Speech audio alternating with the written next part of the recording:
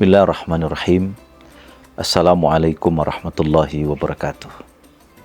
Alhamdulillah wassalatu wassalamu ala rasulillah wa ala alihi wa sahbihi wa mawalah, amma ba'd. Sahabat Mercu TV yang berbahagia dimanapun berada, berjumpa lagi kita dalam kajian Ramadan pada tahun ini. Kali ini kita akan mengangkat tema tentang literasi dan takwa. Sahabat Mercu yang berbahagia, literasi itu bukan hanya sekedar membaca teks, tapi literasi juga membaca konteks. Banyak orang yang bisa membaca teks, tapi tidak mampu membaca konteks. Pada akhirnya, bacaannya menjadi dangkal.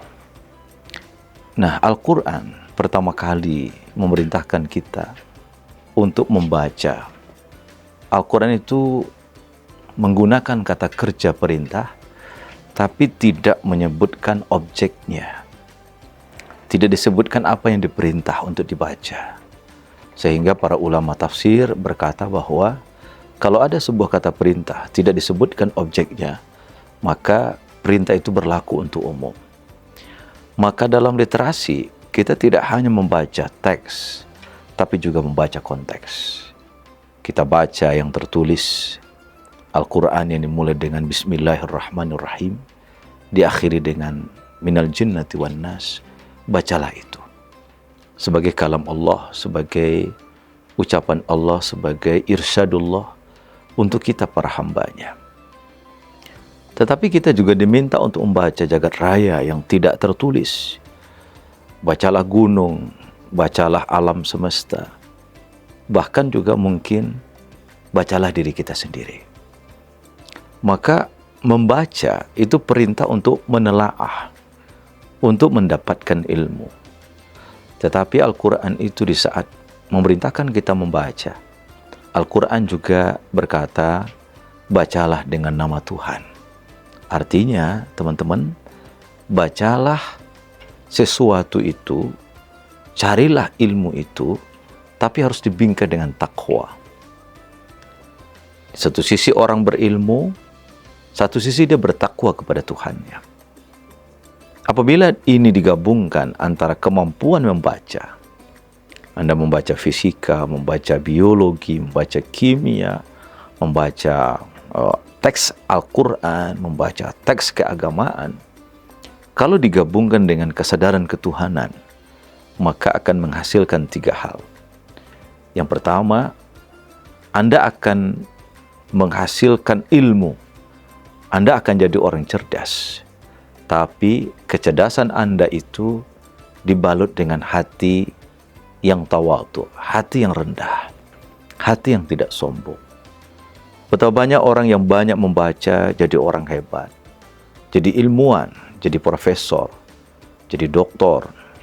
Tapi karena tidak ada takwa yang membingkai bacaannya itu, maka dia pintar, tapi tinggi hati. Dia pintar congkak. Dia pintar sombong. Bahkan dalam tanda kutip, dia bisa saja menolak ilmu yang didapat di luar dirinya. Karena dia merasa sudah hebat. Akibatnya, orang seperti ini sesungguhnya tidak pintar. Tapi orang seperti ini sesungguhnya bodoh. Karena orang yang pintar itu adalah orang yang membuka dirinya untuk menerima masukan orang lain. Tapi orang yang bodoh itu adalah orang yang merasa cukup dengan dirinya sendiri. Maka orang yang bertakwa dan literasinya kuat, kalau digabungkan menjadi 2 hal ini, maka dia akan memiliki keilmuan yang tinggi. Tapi hatinya tawadhu, hatinya rendah. Subhanaka la ilma lana illa ma 'allamtana. Ya Allah, tidak ada yang bisa kami ketahui kecuali apa yang Engkau ajarkan kepada kami.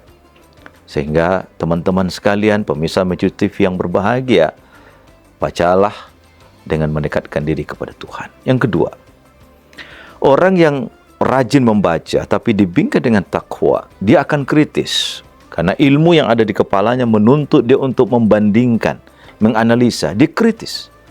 Tapi kritisnya punya adab. Nah, ini yang kehilangan di kita sekarang ini.